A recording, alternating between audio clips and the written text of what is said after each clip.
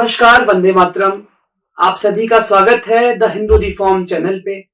आज हम जानेंगे और समझेंगे हिंदू रिफॉर्म क्या है, इसकी समाज में आवश्यकता क्यों है।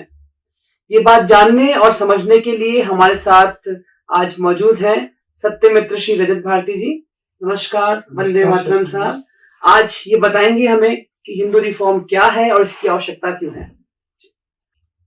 देखिए शशांक जी, रिफॉर्म का मतलब हिंदी में पुनर्वर्तन होता है जी। और हिंदू एक धारणा है। तो इस धारणा के अंदर जो बहुत सारी कुरीतियां, संक्रमण आ चुके हैं, तो मैं समझता हूं कि उसमें रिफॉर्म की आवश्यकता है। बहुत सारी ऐसी बातें हैं जिनका कि शायद लॉजिक ही नहीं है, और जिनका लॉजिक है वो पता नहीं है। समय अंतराल के साथ में विदेशी आक्रमण हुए। विदेशी आक्रमणों के कारण जो उनकी जो संस्कृतियां थी, उनका संक्रमण हमारी संस्कृति के साथ में हुआ। उसका नतीजा ये हुआ कि बहुत सारी ऐसी कुरीतियां हमारे समाज में आ गई, जैसे सती प्रथा थी, जैसे ये पर्दा प्रथा थी, बाल विवाह थे। ये सब एक तत्कालीन परिस्थितियों के कारण उत्पन्न हुई थी, और हमारे समाज ने इनको प्रयास करके बहुत सारी कुरीतियों को हटाया भी है जी। उसके अच्छे परिणाम हमारे समाज में है भी। लेकिन आज एक दूसरी परिस्थिति हो चुकी है। देखिए, आज भी हमारे ऊपर विदेशी धारणाओं का आक्रमण लगातार हो रहा है, जैसे 5th जनरेशन वॉर बोलते हैं कि भाई ठीक है, आपके जो एटॉमिक वेपन्स हैं कंट्रीज के पास, वो एक ऐसी चीज है जिससे कि आप एक दूसरे कंट्री पे मतलब सिक्योरिटी डिटरेंस है, तो एक दूसरे पे आक्रमण नहीं हो सकता। लेकिन आप एक 5th जनरेशन वॉर जिसे बोलते हैं कि आप एक धारणा की वॉर, थॉट की वॉर जो है वो आप एक पूरे समाज में फैला सकते हैं, जो कि हम आजकल देख रहे हैं वर्तमान में। और अफसोस इस बात का होता है कि जो हमारा समाज है या जो हमारा परिवार है, उनसे जब मैं मिलता हूँ या आप भी मिलते होंगे, तो धर्म के बारे में उनको कोई बहुत ज्यादा नॉलेज नहीं है। एक सामान्य हिंदू, मैं सारे वर्ग की बात नहीं कर रहा, बहुत सारा तो बहुत विद्वान वर्ग है, लेकिन बहुत सारे ऐसे हमारे परिवार और हमारे यूथ जो है, इनको अगर जब आप इनसे प्रश्न पूछते हो तो उनके पास में कोई आंसर, लॉजिकल आंसर नहीं है। तो इसमें रिफॉर्म की मेरे हिसाब से बहुत ज्यादा आवश्यकता है कि इसमें रिफॉर्म किया जाए। रिफॉर्म से मेरा मतलब है एकेडमिक नॉलेज से। जैसे बहुत सारी छोटी छोटी चीजें, जैसे मैं आपको उदाहरण के तौर पर बताऊं कि धर्म शब्द का मतलब क्या है। आप ये तो बता दोगे कि धर्म में ये सब होता है, कि पूजा होती है, पाठ होता है, ये हवन होता है, या और भी इस तरह की जो रिचुअल्स हैं वो किए जाते हैं। लेकिन इससे धर्म शब्द से क्या मतलब है, तो वो नहीं पता। ठीक बात है आपकी। आज जिस कंट्री में आप रहते हो, जिसका नाम भारत है, अभी कितना बवाल हुआ कि साहब इंडिया को भारत कर दिया, तो लोग समझ ही नहीं पाए कि भारत का मतलब क्या है और भारत क्यों करना चाहिए, और इसका हमारी संस्कृति से कितना जुड़ाव है जी। तो ये सब बातें, अच्छा ये तो एक दो उदाहरण हो गए बहुत छोटे छोटे। इसके अलावा हम जो स्पिरिचुअली जैसे बात करें, तो हम जिन गॉड्स और गॉडेस को पूजते हैं, तो पूजा और उपासना में अंतर नहीं पता जी। दर्शन और देखने में अंतर नहीं पता।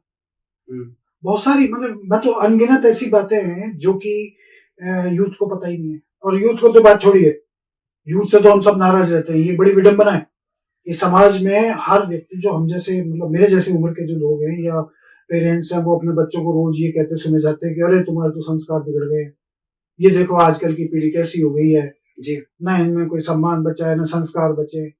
तो मैं उनसे ये पूछता हूँ कि भाई क्या आपने अपनी पीढ़ी को ये संस्कार सिखाए थे क्या कभी? बताइए आप। आपने सिर्फ ये किया है कि बेटा पढ़ो, और इसलिए पढ़ो कि तुम्हें एक अच्छी नौकरी मिल जाए, कोई अच्छा पैकेज मिल जाए, इतने लाख रुपए का पैकेज मिल जाए, तुम विदेश चले जाओ। यही सब करने के लिए अपनी सब तरह की पूंजी मेहनत लगाकर आपने अपनी पीढ़ी को तैयार किया है। तो आपने, मैं कहता हूँ कि आपने एक मशीन तैयार करी है जो पैसा कमाएगी, पैसा कमाने की मशीन तैयार करी है आपने। अब आज आप उस मशीन से इमोशन की बात करते हो कि बेटा माँ बाप की नहीं सोचते, तुम विदेश चले गए, हम यहाँ अकेले पड़े, वो एटसेट्रा एटसेट्रा। बहुत सारी ऐसी बातें हैं जो हमारे समाज के अंदर इस तरीके की चीजें चल रही हैं जी। नशा देखिए, नशा आप गली मोहल्ले में अभी तो ये होने लगा है कि पहले तो नशा शराब का माना जाता था, ये लोग सिगरेट पीते थे, अभी तो आप देखिए गांजा हो गया या स्मैक वगैरह हो गई, ये तो आजकल ऐसे प्रचलन में आ गई है, ये बहुत चिंता का विषय है। अश्लीलता देखिए कितनी बढ़ चुकी है जी। अब ये नैतिक चरित्र होता है, नैतिक चरित्र पे डिपेंड करती हैं सारी बातें। पर क्या हम लोगों ने अपनी पीढ़ी को ये सिखाया कि भाई ये भी एक चीज होती है? ठीक है, एक नॉर्मल सा छोटा सा सब्जेक्ट होता है, मॉरल साइंस होती है, छोटे बच्चे को पढ़ाया जाता है, बट उसमें वो सारी चीजें तो कवर नहीं होती ना। जबकि धर्म एक ऐसी धारणा है जो कि सारी चीजें आपका पूरा जीवन का स्टाइल, लाइफ स्टाइल, व्यापार व्यवहार सब कुछ उसके अंतर्गत आता है जी। परंतु समस्या ये है कि आप जानते ही नहीं कि धर्म का मतलब क्या है। धर्म से आपका मतलब सिर्फ इतना ही रहता है, इतना ही वास्ता है कि पूजा कर ली, मंदिर में आला है, बिल्कुल यही सब है ना। या कोई फंक्शन हो गया तो पंडित जी आ गए, पंडित जी क्या करा रहे हैं क्या नहीं करा रहे हैं, वो क्या बोल रहे हैं संस्कृत में, आपको पता ही नहीं।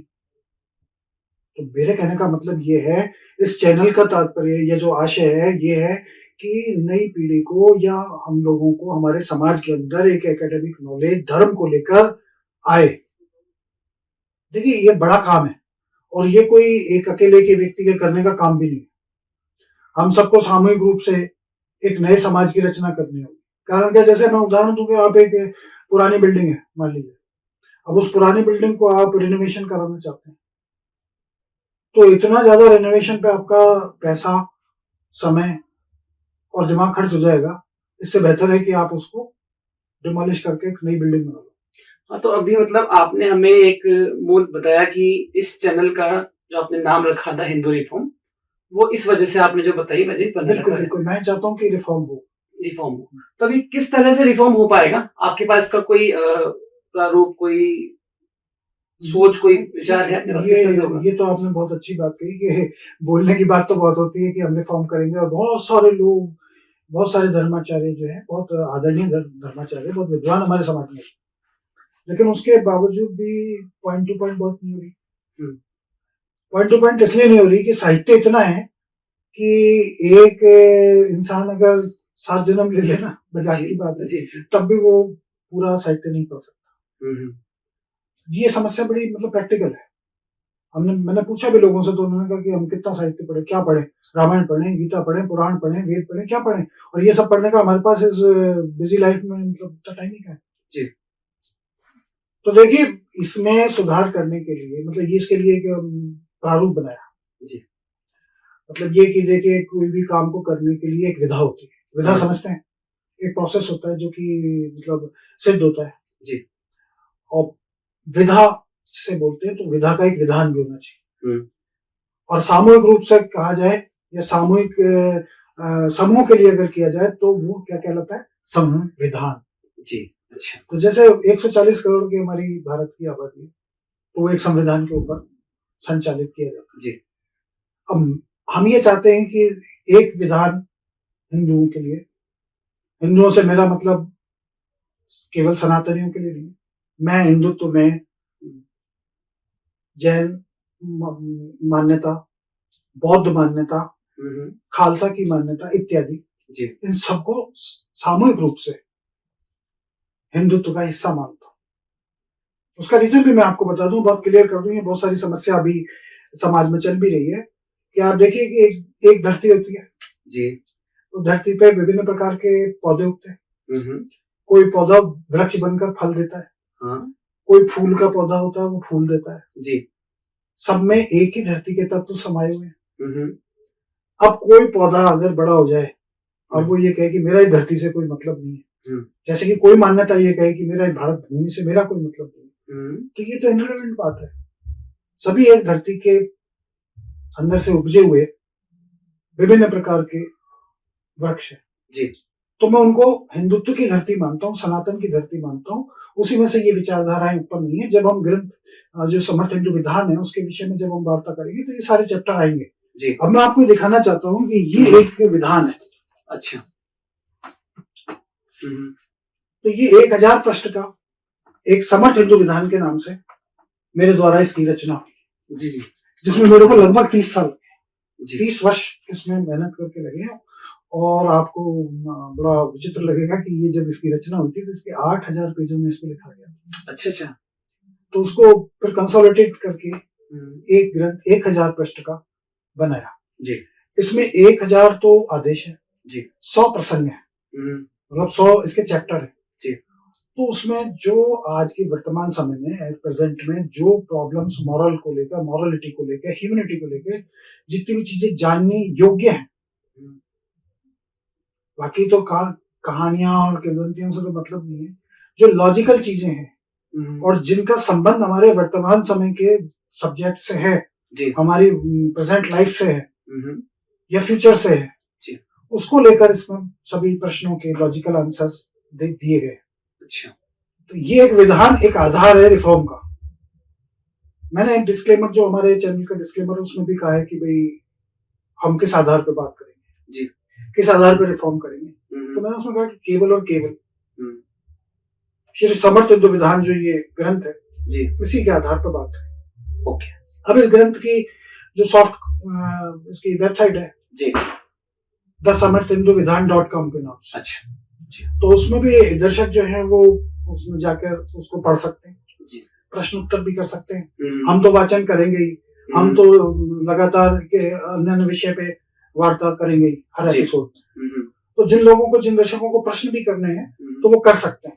लेकिन एक बात हमेशा ध्यान रखिएगा कि जितनी भी लॉजिक्स या आंसर्स हैं जी, वो सिर्फ और सिर्फ ग्रंथ के आधार पर, श्री समर्थ हिंदू विधान के आधार पर देने का मेरा प्रयास रहेगा। रीजन है कि अगर मैं ग्रंथों पर या संपूर्ण जो साहित्य है हमारा, अगर उस पर मैं वार्ता करूंगा तो उसके तो बहुत सारे आयाम है, क्योंकि और ये कोई बुरी बात नहीं है। देखिए विद्वता जो है वो विद्वता तो हमारे समाज में ही तो हमारे लिए गर्व का विषय है, लेकिन मत अनेक हो जाते हैं।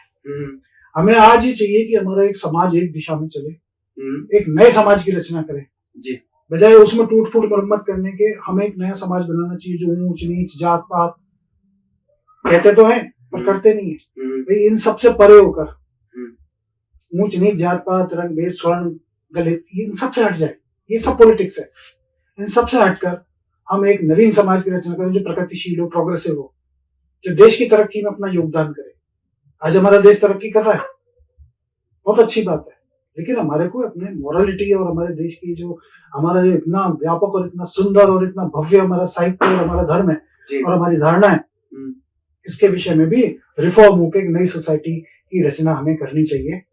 इससे यही आशय है।